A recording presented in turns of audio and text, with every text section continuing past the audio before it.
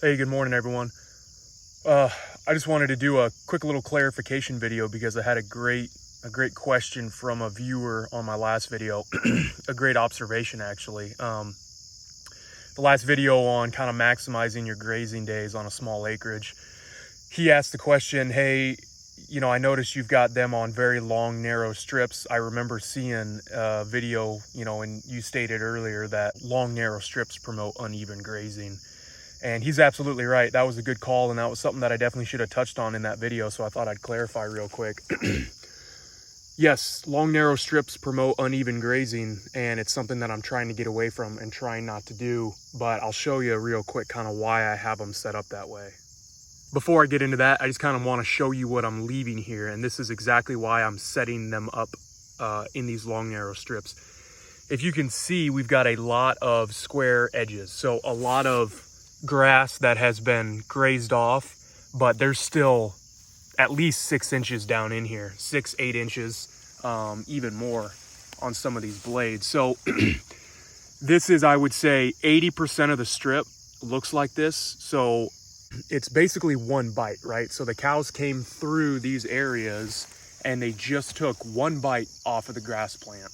And this is what I was getting at in that other video, is I want them to be just taking a bite and then moving on and grazing somewhere else, and then they get totally closed off from this strip within 24 hours. And this is to leave as much residual as possible, to leave as much of this leaf blade as I can, this solar panel, this solar collector, because on this small acreage, this micro ranch we have, we are officially in stockpile mode. And stockpile mode for me means that I'm not leaving a pasture ungrazed to grow as much as possible, then to come back to in the fall or the winter before I have to start feeding hay. It means leaving as much of the pasture, leaving as much of the leaf blades, as much of the grass intact after the animals graze that strip, and then moving it off of them, because I need, like I said, as much of this solar panel as possible to collect as much sunlight to grow back quickly, as much tonnage on the pasture when we come back around in about 60 days. So this is still what I'm considering stockpile, because I could obviously have left the cows on here a little bit longer. They could have taken second bites or third bites and spent some more time on each individual strip. But then by the time I moved them off, we were going to be looking at, a 4-inch residual. And with the daylight hours going down, with the weather getting cooler, just that natural shift to kind of slower grass growing season in the very near future, only leaving about 4 inches, I wasn't going to get enough regrowth to get them through a second or a third time to kind of prolong how long before I have to start feeding hay this winter. So not everywhere in the strip looks like this. As you can see in front of me, this is a very tightly grazed area. We're talking, a couple 2-3 inches left. And yes, this is kind of a different grass type. And some areas had a lot more clover or alfalfa on it. So when they eat it, it looks a lot more bare, and they took it down a lot more. But this is some orchard grass stands right here, and as you can see, they bit it off pretty low. I mean, that's probably only like 3 inches left. So yes, so this is where those long narrow strips can hurt you, because it is uneven grazing. But like I said, about 70 to 80% of each strip, I've noticed, is left with that very tall residual, and still 8 inches plus of leaf blade left. And then about 20-30% of it then kind of gets grazed down even more. Obviously, I would like 100% of the strip to be left in this very tall stuff, but because I'm running these long narrow strips, that's not happening.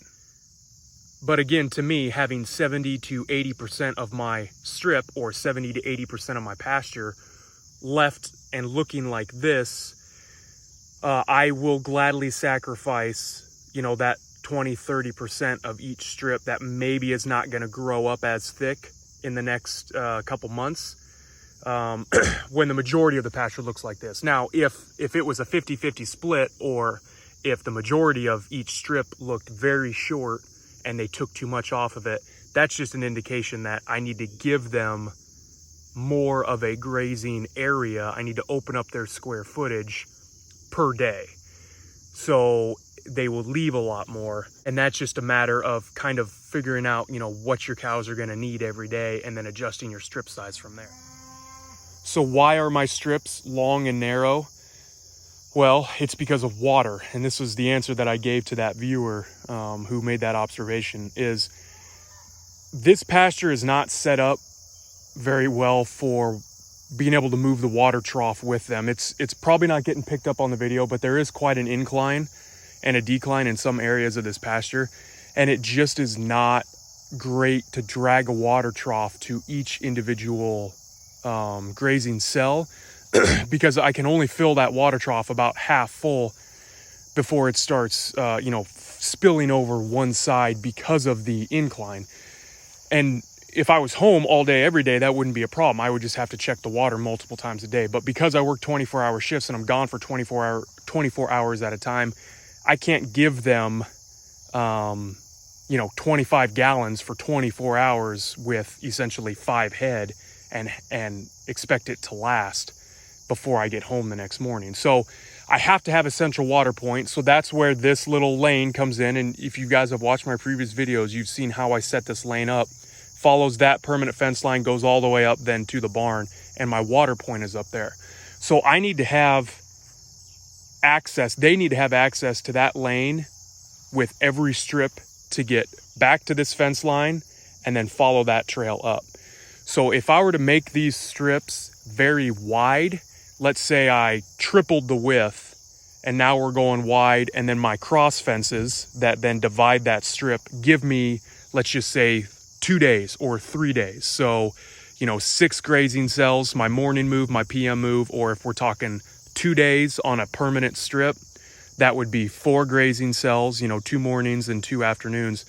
The issue that I would run into there is they would obviously graze here because they'd have to get back to the water. Then they would graze here, then they would graze here, then they would graze there, and so on. As they start to get up, as I start opening these cross fences and they get up closer to the house, they're going to have to head back through the areas that they've already grazed to get to the trail to get back up to the barn to get water. So I don't want them coming back onto the areas that they have already grazed, because cows are naturally just, cows are going to, they are going to wander as much of an area as you give them. If you give them access to 100 acres, they're going to wander 100 acres. If you give them access to, 10 square feet, they're still going to wander around that 10 square feet. I mean, it's great. It's called grazing for a reason. They are just natural grazers. So they are just going to come back through the areas that they have already eaten, and they are going to rebite that plant. Now, if we're within that 3 days, you don't really have to worry so much about grass regrowth. From what I've read, the grass plant starts to regrow. It utilizes those root energy stores and it utilizes the nutrients in the root to start regrowing at like day 3 or day 4, depending on the weather. So if I just made a permanent strip that only allowed them, 2 or 3 days access to it, I'd probably be all right. They're not going to be regrazing that grass plant before it starts to regrow, but they are going to keep eating that grass plant down. So now, instead of leaving an 8-inch residual or 1 bite on a grass plant, a lot of these strips are now going to have, 6 inches to 4 inches left, just because they came back through and they took a second, third, or even 4th bite. Which brings me to another point, and I just watched this the other day. This is from Alder Springs Ranch, and it's like the Salmon River area of Idaho or something like that. And anyone who's into regenerative agriculture, you absolutely have to check out Alder Spring Ranch. They're on Instagram only, I think, right now.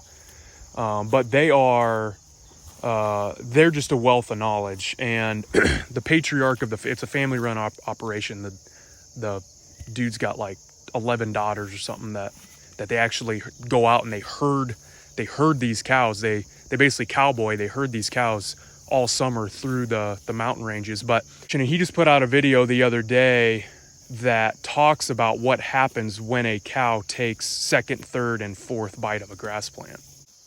And basically in this video, if I could paraphrase, Glenn Elzinga, he was saying that, you know, that one bite on a grass plant, it's just a massive dump of nutrients and carbohydrates and sugars and energy into the soil, you know, from the roots basically after that one bite. So if you think about like mowing your lawn, just one clip, it now stimulates that grass plant to grow. They dump a bunch of nutrients into the soil to feed those microbes, just as a response to being grazed one time. So now you get maximum regrowth quickly. You get maximum root regrowth quickly. Again, you're leaving that large blade, that large solar collector, to start that regrowth process in that, you know, 2, 3, 4 day time frame, again depending on the weather.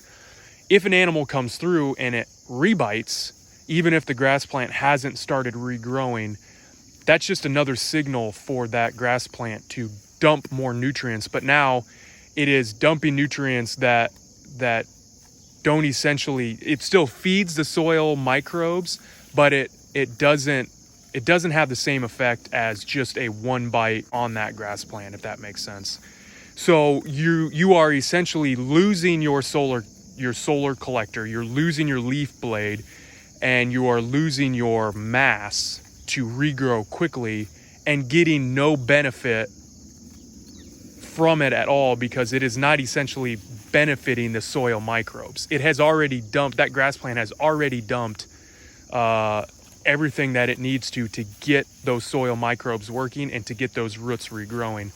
Like Greg Judy always says, it takes grass to grow grass, meaning that you absolutely have to leave some grass on the ground to start regrowing that grass. So taking those second, third, fourth bites, that's eating your solar panel down.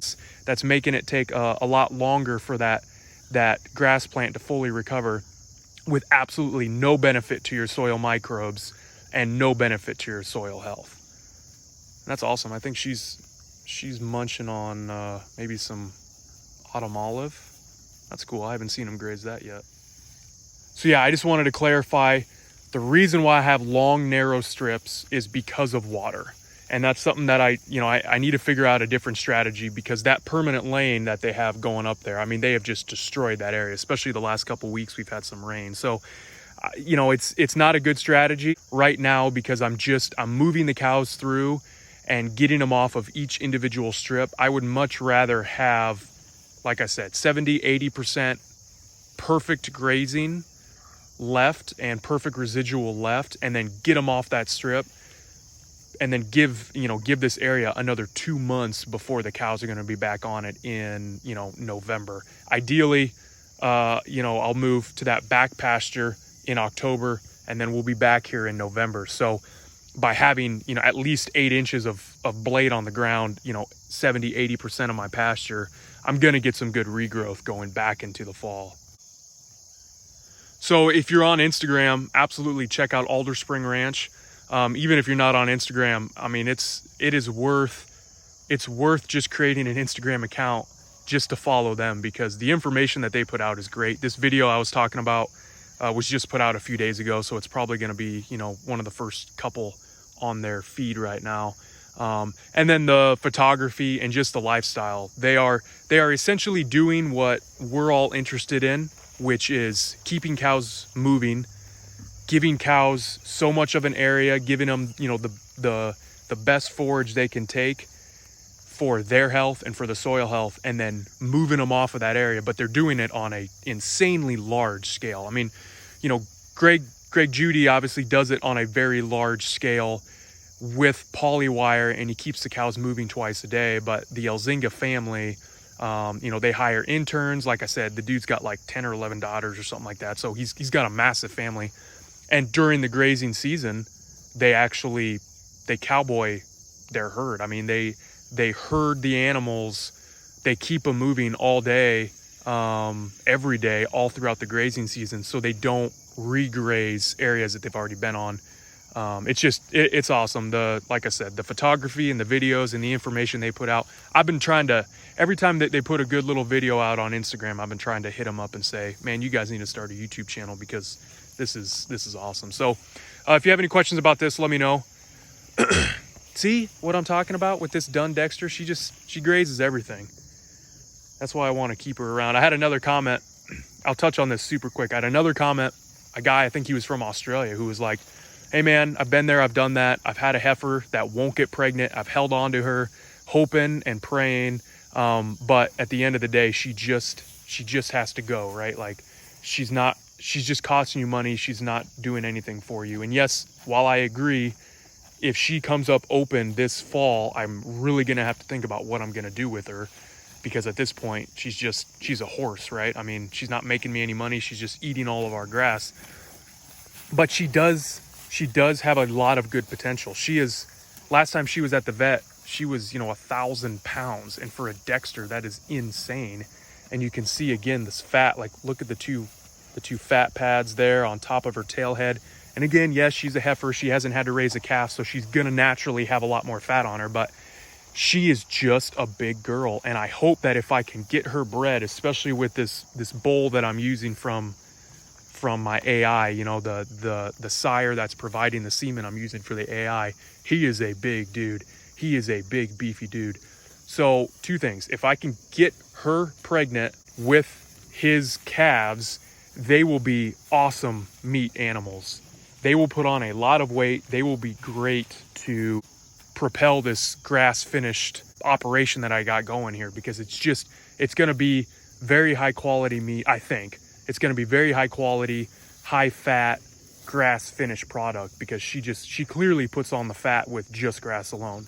And then also the other reason why I want to keep her around is just for this. I mean, she eats everything. She eats everything, and she's taught the other cows that you can nibble on just about everything. And I think that's part of the reason why she gains so much weight, because she's not just sticking to the clovers and the grasses. She's going after a lot of this leafy forage that has deeper roots. It's getting her, a different nutritional profile. She packs on the pounds because she eats everything, and the other cows follow, right? They see her grazing the stuff, and before you know it, they're eating everything too. So she's definitely earning her keep for sure. So we'll see what I end up doing with her if she comes up open this fall. But everyone out there, cross your fingers and give me some good vibes that she's going to get pregnant this year, because man, her calves are going to be nice little hamburger seeds, if you know what I'm saying. All right, thanks for watching, guys. Any questions, shoot them my way.